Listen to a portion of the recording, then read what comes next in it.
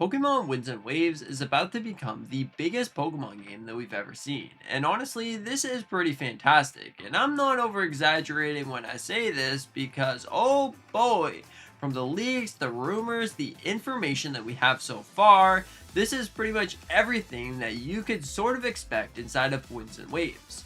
Okay, so if we were going to really take a look at it, a couple weeks ago, we've got a lot of leaks all at once, and one of them in specific that pretty much sent the internet into a spiral was the fact that supposedly this game is going to have 300 new Pokemon.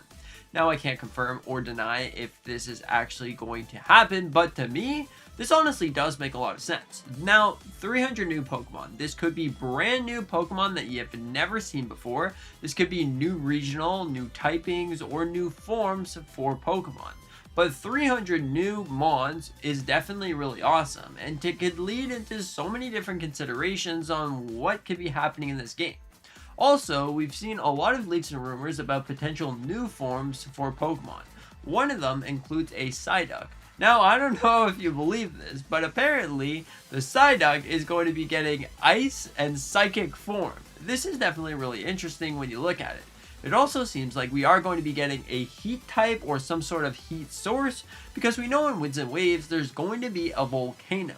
Now, this volcano could easily be tied within the Legendaries. This could easily be tied within some new gimmick or battle style or whatever the case may be, but right now it's really cool. Speaking on legendary Pokemon, it seems like this game is going to have 3 legendary Pokemon. It seems like we are going to be going back to the format that there's 3 different legendary types that sort of run the world around. So in Winds and Waves, this could very well be heat in some ways. Because when you look at it, we got winds, which, blows air around, and then we got waves, which can be created by winds. So then maybe we got heat, because you gotta heat them up. You gotta heat up the world to make winds and waves, and whatever the case may be. I definitely think that could be a possibility for this whole Winds and Waves idea. Now, if we were going to take a look at this right here, it seems like this is going to be the actual map for Winds and Waves, which is definitely really interesting when you come to think about it. Because when you look at this map, you can easily see a bunch of different islands and a volcano in the center. Does this seem familiar to you? Because the volcano seems to be directly tied to the legendaries, the correlation to everything. Also, fun fact, it seems from other leaks and rumors that the first trailer of Pokemon Winds and Waves was actually only on the first island, which is definitely really crazy when you come to think about it. Because if this was on the first island, imagine how massive the game is actually going to be. When I say this is going to be a big game, it is absolutely going to be a massive game. Also, it seems like Dragon-type Pokemon are going to be roaming free inside of Winds and Waves. Some of them will be boss Pokemon, others you can find and encounter in the wild, and others might have something a little tricky and special up afoot. But I know for a fact that there's going to be one dragon in the water, one on an island, and potentially one in the sky. That's another reason why I wanted to get into. There's been some leaks and rumors that you are going to be able to fly. So you're going to have a scooter that sort of, you pull, the Pokemon pulls you, whatever, then you're on the scooter. This scooter is set to allow you to fly. So instead of having TMs or HMs or fast travel map, you are going to be able to freely fly in Winds and Waves. This is going to allow you to go from one island if you want to the next island, and then all of a sudden you can go underwater with changing the Pokemon that sort of pulls you. So if you are able to go and fly around, don't you think it would make sense to have floating islands? I definitely think that's a huge possibility. Seeing floating islands in Winds and Waves would definitely make a lot of sense, because if you look at it, you don't just want to have a game called Winds and Waves if you're not really using the winds, unless you're sailing the ocean sea like Wind Waker. I guess that makes sense, but hear me out. If you had temples like this, you had Sky Pillar, you can go in the sky or whatever the case may be. You had other temples that were specifically cloud islands. You had to catch so many Pokemon before it opens up the sky. Don't you think that would be a really cool idea for a Pokemon experience? I think so.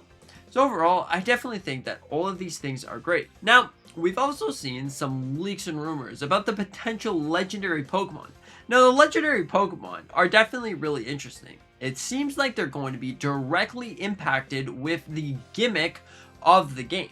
Now, if you look back at past Pokemon games and their gimmicks and everything associated with that, you'll realize a couple things. The gimmicks usually boost your fighting style, your ability to do so, using your strategy against it. So this one is really interesting. From the Japan logo, you can see that there is sort of like a rainbow gimmicky symbol, whatever the case may be. So potentially this could mean like you're able to change the element outside. Potentially this is what the heat source is actually going to be. So when you're fighting, you can change it directly to rain. But I guess that would sort of get rid of the concept idea of actually being able to just use moves. So I don't know if that's actually going to be it.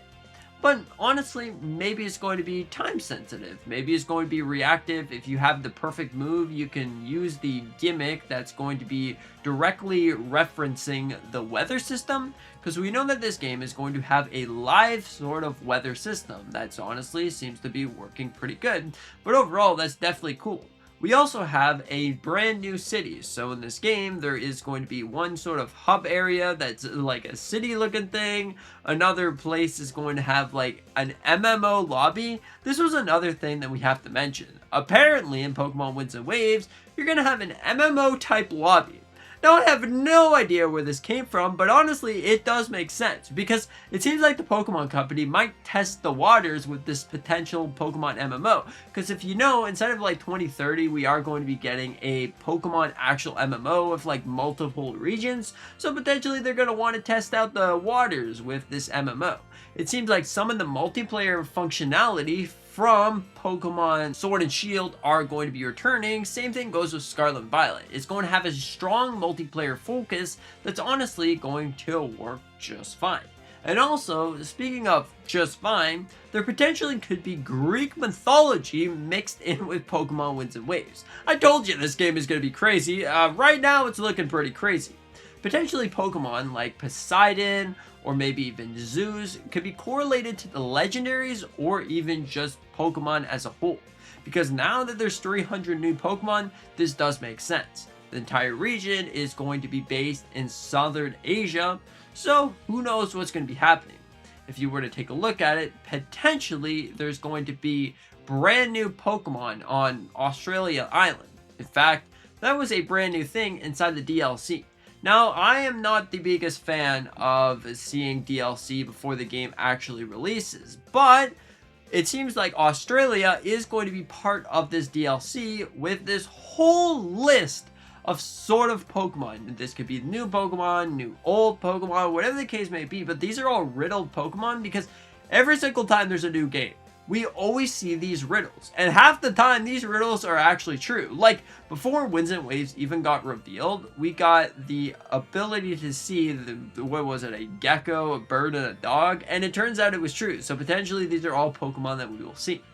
Overall, what are your thoughts on Winds and Waves so far? This is pretty much everything that we have so far. There's honestly probably so much more that I completely missed, but this is more of the substantial big ones that are probably going to be happening. Anyways, thank you so much for watching. I hope that you enjoyed. Consider hit that and maybe subscribing if you're new. We do a bunch of different Nintendo content on this channel. Anyways, thank you so much for being here. See you in the next one.